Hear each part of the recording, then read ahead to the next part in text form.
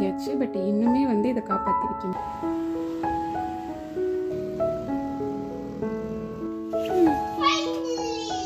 என்ன எடுத்துட்டு வர சொல்லியிருக்காங்க?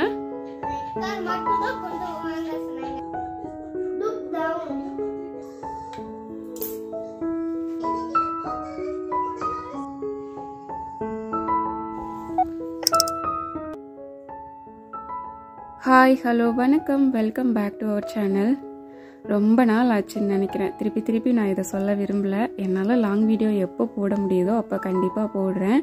எனக்குமே ரொம்ப ஆசையாக தான் இருக்குது. வீக்லி அட்லீஸ்ட் ஒரு 2 வீடியோவாவது போட்டுடணும் அப்படின்னு சொல்லிட்டு. பட் மந்த்லி 1 வீடியோ போடுறது கூட அவ்வளோ கஷ்டமாக வந்து போயிட்டுருக்கு. ஷார்ட்ஸ் வந்து கொஞ்சம் டிஃப்ரெண்ட்டாக, அது கொஞ்சம் ஈஸியாக எடுத்துகிற மாதிரி இருக்குது. பட் லாங் வீடியோவுக்கு ஸ்பெண்ட் பண்ணவே முடியல டைமை. இந்த டிவி ரிமோட் பார்த்திங்கன்னா இதோட 3வது ரிமோட் வாங்கியாச்சு. பட் இன்னுமே வந்து இதை காப்பாற்றி வைக்க முடியல. ஏதாவது ஒரு இடத்துல போட்டுடுறாங்க. டிவி பார்க்குறப்ப தேடுற மாதிரி தான் இருக்குது. நானும் வந்து எவ்வளோ சேஃபாக வச்சாலும் இந்த பசங்களுக்கு இந்த டிவி ரிமோட்டு, ஏசி ரிமோட்டு, இந்த மாதிரி ஐட்டம்ஸில் விளையாடுறது தான் ரொம்ப பிடிச்சிருக்கு. ஏசி ரிமோட்டை கொஞ்சம் காப்பாற்றி வச்சுருக்கேன். மேபி இதை பார்க்குறப்பே கொஞ்சம் காஸ்ட்லியாக தெரியுதா என்னன்னு எனக்கு தெரியல. பட் இதை வச்சு அவ்வளோ விளையாட மாட்டாங்க. பட் டிவி ரிமோட் அப்படிங்கிறது எனக்கு ஒரு 6 மந்த்ஸில் 3 ரிமோட் வந்து நான் மாற்றிட்டேன். பட் இன்னமும் வந்து இது வேறு இடத்துலலாம் இருக்குது. ஆக்சுவலாக பசங்க நெக்ஸ்ட்டு கிளாஸ் போக போக ரொம்ப ஹெக்டிக்காக இருக்க மாதிரி இருக்குது. ஏன்னா அவங்களுக்கான ஹோம் ஒர்க்ஸு, அவங்களுக்கான நீட்ஸை நம்ம பார்க்குறதே வந்து நமக்கு ஃபுல் டைம் ஜாபாக இருக்குது. அப்படின்றதுனாலேயே மெயினாக வந்துட்டு இதிலலாம் ஃபோக்கஸ் பண்ணவே முடியல. பட் எல்லாத்தையும் தாண்டி இதில் வியூஸ் வருது வரல, இருந்தாலும் வீடியோஸ் போடுறதுக்கான காரணம் எனக்கு பிடிச்ச விஷயமா இருக்குது. அதனால மட்டும்தான் நான் வந்துட்டு இதை விடவே கூடாது. என்றைக்கு நம்ம ரீச் ஆகிறோமோ ஆயிக்கலாம். பட் யூடியூப் வந்து கன்சிஸ்டன்சி இல்லைனாலும் பரவாயில்ல. பட் நம்ம வந்து எப்பொழுதுமே அட்லீஸ்ட் ஷார்ட்ஸாவது வீக்லி ஒன்ஸ் போட்டுடணும் அப்படின்னு சொல்லிட்டு ஒரு மைண்ட் செட்டில் போட்டுட்ருக்கேன். ஆக்சுவலாக இந்த பெட்டில் பார்த்திங்கன்னா இந்த மாதிரி ரேக் இருக்கிறது ரொம்பவே ஹெல்ப்ஃபுல்லாக இருக்குது. ஏன்னா ஒரு சில எமர்ஜென்சியாக தேவைப்படுற ஒரு சில விஷயங்கள்லாம் அதில் வச்சுக்கலாம்.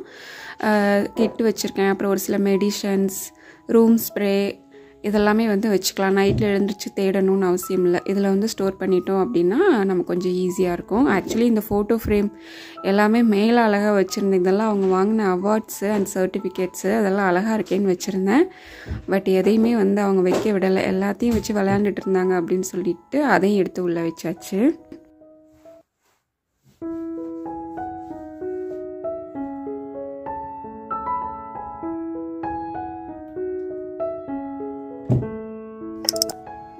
இப்போதான் லாஸ்ட் ஒரு 3 டேஸாக நல்ல வெயில் அடிச்சிட்டு இருக்குது. அதுக்கு முன்னாடி வரைக்கும் பயங்கர மழை. அதுவும் மெயினாக பார்த்திங்கன்னா காலையில், சாயந்தரம், மதியம் கரெக்டான டைமில் மழை பெய்யும். பசங்களை ஸ்கூல் கொண்டு விடுறப்பையும் திருப்பி கூட்டிகிட்டு வரப்பையும் தான் கரெக்டாக மழை பெய்யும். நனைஞ்சிட்டே தான் நாங்கள் 2-3 நாளாக வந்தோம். இந்த மாதிரி டைம்லாம் கொஞ்சம் கஷ்டமாக தான் ஃபீல் ஆகும்.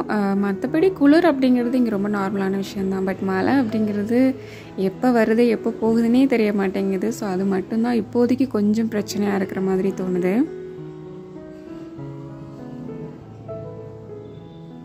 அதே மாதிரி இன்னொரு பிரச்சனையாக இருக்கிறது எனக்கு என்னென்னு பார்த்தீங்கன்னா, ஆக்சுவலி நாங்கள் 2nd ஃப்ளோரில் இருக்கோம். இந்த மாடிப்படியில் ஏறி இறங்குறது அப்படிங்கிறதுமே பெரிய ஒரு இஷ்யூவாக தான் போயிட்டுருக்கு.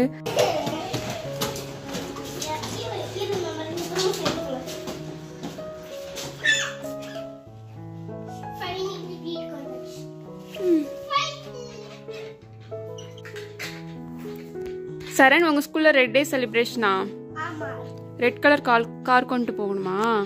வேறெல்லாம் என்ன எடுத்துகிட்டு வர சொல்லியிருக்காங்க? அப்புறம் அந்த கிராஃப்ட் யார் பண்ணுறது? நானா?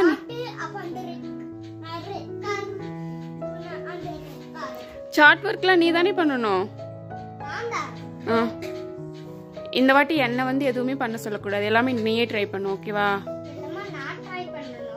சிசர் வச்சு கட் பண்ணணும், கலர் பண்ணுறதெல்லாம் நீயே பண்ணணும், ஓகே? வரையிறியா?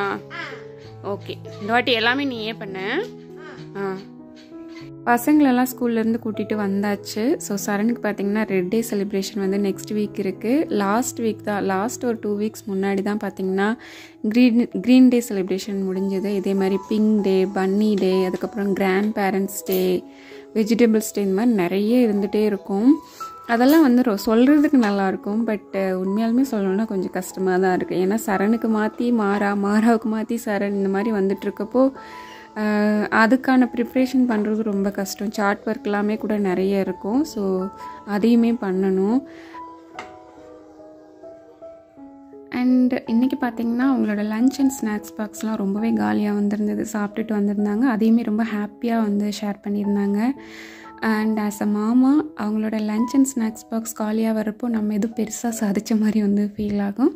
அண்ட் அவங்களோட ஃபுட் ரொட்டீனில் கம்பல்சரி நான் வந்து முட்டை அண்ட் பனானா டேட்ஸ் வந்து கொடுத்துருவேன். இதை 3 எப்போதுமே ஸ்கிப் பண்ண மாட்டேன். முடிஞ்ச அளவுக்கு நம்ம கொடுக்குற ஃபுட்லாம் கொஞ்சம் ஹெல்த்தியாக இருக்கிற மாதிரி பார்த்துக்கிட்டோம் அப்படின்னாலே போதும். முடிஞ்ச அளவுக்கு இந்த 3மே வந்து அவங்களோட டெய்லி ரொட்டீனில் இருந்தது அப்படின்னாலே ஆல்மோஸ்ட் எனக்கு தெரிஞ்சு போதும் அப்படின்ற மாதிரி தான் தோணுது. அதே மாதிரி நான் இன்னொரு விஷயம் ஃபாலோ பண்ணுறது இந்த டேங்க் பவுடர் தான். இதை நான் ரெகுலராலாம் கொடுக்க மாட்டேன், பட் 2 days ஒன்ஸ் வந்து கொடுத்துருவேன். கொஞ்சம் டெய்லியுமே அவங்க கொண்டு போகிற அந்த வாட்டர் பாட்டிலை வந்து கம்ப்ளீட் பண்ண வச்சுருவேன். தண்ணி பொறுத்த வரைக்கும் ஒரு 1 லிட்டராவது கண்டிப்பாக குடிச்சிடணும் அப்படின்ற மாதிரி. சம்டைம்ஸ் அதிலெல்லாம் அவங்க வந்து கொஞ்சம் தண்ணிலாம் வைக்கிறாங்கல்ல, ஒழுங்காக தண்ணி குடிக்கல அப்படின்னா கண்டிப்பாக இந்த ஜூஸ் போட்டு கொடுத்துருவேன்.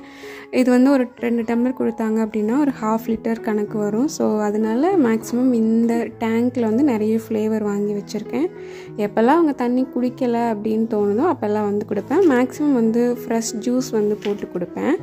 பட் அதை விட இது கொஞ்சம் நிறையவே குடிக்கிறாங்க அப்படின்றதுனால எப்போல்லாம் அவங்க தண்ணி கம்மியாக குடிக்கிறாங்க அப்படின்னு தோணுதோ அப்போ வந்து இந்த மாதிரி ஜூஸ் ப்ரிப்பேர் பண்ணி கொடுத்தேன் அப்படின்னா குடிச்சிருவாங்க. பட் இதை விட என்னை பொறுத்த வரைக்கும் ஃப்ரெஷ் ஜூஸ் தான் வந்து ஹெல்தி. பட் ஒன்றுமே பண்ண முடியல அப்படின்ற சிச்சுவேஷனில் இதை வந்து கொடுக்கலாம். அதேமாரி வெளியில் போகிறப்பையும் இதை எடுத்துகிட்டு போவோம். எங்கேயாவது வெளியிலலாம் போகிறோம், ஷாப்பிங்லாம் போகிறோம் அப்படின்னா கம்பல்சரி இந்த ஜூஸ் போட்டு எடுத்துகிட்டு போயிடுவேன். அங்கே ஏதாவது கேட்டாங்க அப்படின்னா அந்த டைமில் கொடுத்தோம் அப்படின்னா கொஞ்சம் அமைதியாக இருப்பாங்க.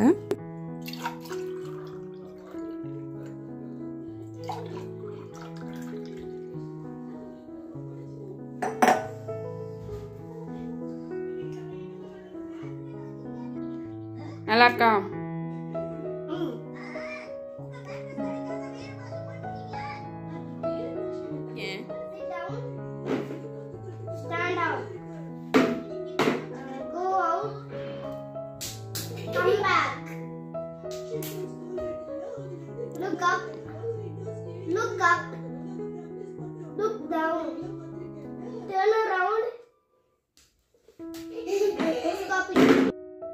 இப்போது ரீசெண்ட் டைம்ஸாக நாங்கள் வந்து இதை ஃபாலோ பண்ணியிருக்கோம். டெய்லி வந்து ஒரு 5 வேர்ட்ஸ் வீட்டில் நம்ம யூஸ் பண்ணுற வேர்ட்ஸு, அடிக்கடி யூஸ் பண்ணுற சென்டென்சஸ், இந்த மாதிரி டெய்லி வந்து ட்ரை பண்ணிகிட்ருக்கோம். சரண் ஃபஸ்ட்டு சொல்லும், அப்புறம் மாறா சொல்லும். 2 பேருமே மாற்றி மாற்றி சொல்கிறப்போ போட்டி போட்டு சொல்லுவாங்க. அது சில டைம் ஆர்கியூமெண்ட்டாகவும் மாறும், but most of the time interest எடுத்து சொல்லுவாங்க. அண்ணா சொல்லிட்டா நம்மளும் சொல்லணும், சரண் கரெக்டாக சொல்லிட்டா நானும் சொல்லணும் அப்படின்னு சொல்லிட்டு அதை ஈஸியாக கற்றுக்குறாங்க. அண்ட் இன்னொரு விஷயம் வந்து ஸ்டாரில் வந்து அவங்களுக்கு ரொம்ப இன்ட்ரெஸ்ட் இருக்குது. ஏதாவது ஒன்று பண்ணுறாங்க, நம்ம ஸ்டார் கொடுக்குறப்போ அது ரொம்ப எக்ஸைட்மெண்ட் அண்ட் ஹாப்பி ஆகிடுறாங்க.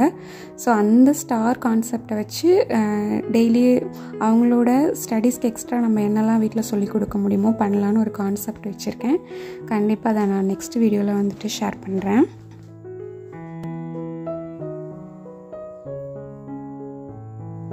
அதுக்கப்புறம் அவங்கள அப்படியே ஹோம்ஒர்க் பண்ண வச்சுட்டு கொஞ்சம் துணியெல்லாம் இருந்தது மடித்து வச்சிட்டேன். எனக்கு உண்மையாக சொல்லணுன்னா பாத்திரம் கழுவுறது கூட கொஞ்சம் டிலே பண்ணுறது எனக்கு ஓகேவாக இருக்கும். Sometimes most of the time wash பண்ணிடுவேன், பட் சம்டைம்ஸ் அதில் கூட டிலே பண்ணுவேன்.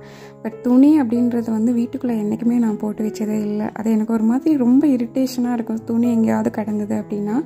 ஸோ இமீடியட்டாக மடித்து வச்சுட்டா தான் எனக்கு கொஞ்சம் ஃப்ரீயாக இருக்கும் அப்படின்னு சொல்லிட்டு அவங்கள அந்த சைடு ஹோம்ஒர்க் பண்ண விட்டுட்டு நான் வந்துட்டு துணியெல்லாம் மடித்து உள்ளே வச்சிட்டேன். இது மடித்து உள்ளே வச்சதுக்கப்புறம் எனக்கு அப்பாடா அப்படின்ற மாதிரி ஒரு ஒரு ரிலாக்ஸேஷனாக ஃபீல் ஆச்சு. ஸோ இன்றைக்குமே அவங்க அப்பா வந்துட்டு கொஞ்சம் லேட்டாக வருவோம் அப்படின்ற மாதிரி தான் சொன்னாங்க. இப்போ ரீசெண்ட் டைமாக 9 o'clock ஆகிடுது அவங்க வர்றதுக்கு. ஸோ அதனால் அதுக்கு முன்னாடியே வந்துட்டு அவங்களுக்கு ஹோம்ஒர்க்கெல்லாம் முடிச்சுட்டு பசங்களை முன்னாடியே சாப்பிடவும் வச்சிடுறது. ஏன்னா சம்டைம்ஸ் வந்து 9 o'clockலாம் வந்து தூங்கிடுறாங்க அப்படின்றதுனால இப்போ ரொட்டீன் வந்து அப்படி தான் போயிட்டுருக்கு. பட் ஒரு 1 year 1.5 yearக்கு முன்னாடிலாம் அவங்க 5 o'clock அப்படின்னா 5 to 6 o'clockலாம் வந்துடுவாங்க. பட் இப்போல்லாம் வந்துட்டு 8 o'clock 9 o'clock மேலே தான் ஆகுது அப்படின்றதுனால ஓரளவுக்கு எல்லா வேலையுமே நாங்கள் வந்து முடிச்சிருவோம். அவங்க வந்ததுக்கப்புறம் டின்னர் சாப்பிட்டுட்டு கொஞ்ச நேரம் உட்காந்து டிவி பார்ப்போம், இல்லை பேசுவோம், இந்த மாதிரி தான் இருக்கும். அதையும் தாண்டி சம்டைம்ஸ் அவங்களுக்கு வீட்டுக்கு வந்ததுக்கப்புறமும் ஒர்க் இருக்கும், அதை அவங்க பார்ப்பாங்க. ஸோ இப்படி தான் இப்போதைக்கு போயிட்டுருக்கு.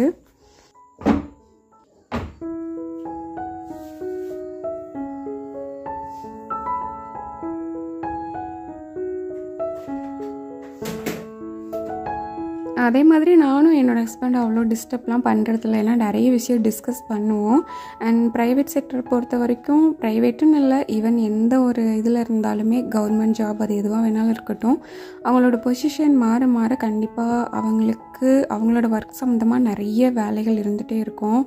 இப்போல்லாம் ரொம்ப பிஸியாக இருக்காங்க. அதனால் எனக்குமே தெரியும் அவங்களோட ஒர்க்கு. ஸோ அதனால் அவங்கள பெருசாக ஹவுஸ் ஹெல்ப்பு எந்த ஒரு இதுக்குமே நான் கூப்பிடுறதில்ல. அவங்களுமே சில டைம் ரொம்ப கில்ட்டாக ஃபீல் பண்ணுவாங்க, நான் உனக்கு எந்த ஹெல்ப்புமே பண்ணுறதில்ல அப்படின்னு சொல்லிட்டு. பட் எனக்குமே புரியும். என்னை பொறுத்த வரைக்கும் அவங்க பீஸ்ஃபுல்லாக அவங்க வேலையை பார்த்துட்டு வீட்டுக்கு வந்தால் ரிலாக்ஸ்டாக இருந்தால் போதும். அண்ட் எனக்கும் சில டைம்ஸ் டயர்டாக இருக்கிறப்போ பெருசாக ஹெல்ப்புன்னு நான் கேட்குறது என்னென்னா, எனக்கு ஏதாவது வெளியில் வாங்கி கொடுத்துருங்க அப்படின்னு சொல்லிடுவேன். அது அவங்க ஆப்வியஸாக பண்ணிடுவாங்க. வீட்டெல்லாம் நீட்டாக க்ளீன் பண்ணி வச்சுட்டு அந்த குக்கிங்க்கு மட்டும் கொஞ்சம் லீவ் விட்டுட்டு வெளியில் போய் சாப்பிடுவோம். அதுதான் நாங்கள் இப்போதைக்கு எடுத்துக்கிற ரெஸ்ட்டாக இருக்கும். கண்டிப்பாக அந்த விஷயத்துக்கு என் ஹஸ்பண்ட் சப்போர்ட் பண்ணுவாங்க. அந்த விஷயத்தில் நான் ரொம்ப லக்கின்னு தான் சொல்லணும். ஸோ இந்த மாதிரி நிறைய அண்டர்ஸ்டாண்டிங் வந்துகிட்டே இருக்குது. ஆஃப்டர் 30s நிறைய விஷயங்கள் புரிஞ்சுக்க முடியுது அண்ட் மெச்சூராக நடந்துக்க முடியுது. கண்டிப்பாக அதுக்கும் ஒரு ஏஜ் வேணும் அப்படிங்கிறது இப்போது தெரியுது. ஸோ இப்படி தான் எங்களோட ரொட்டீன்ஸ் போயிட்டுருக்கு. இந்த வீடியோ எந்தளவுக்கு உங்களுக்கு இன்ட்ரெஸ்டிங்காக இருந்திருக்கும், கனெக்ட் ஆகிருக்கும்னு எனக்கு தெரியல. கண்டிப்பாக நெக்ஸ்ட்டு இன்னொரு இன்ட்ரெஸ்டிங் விலாகில் உங்களை சந்திக்கிறேன். பாய்.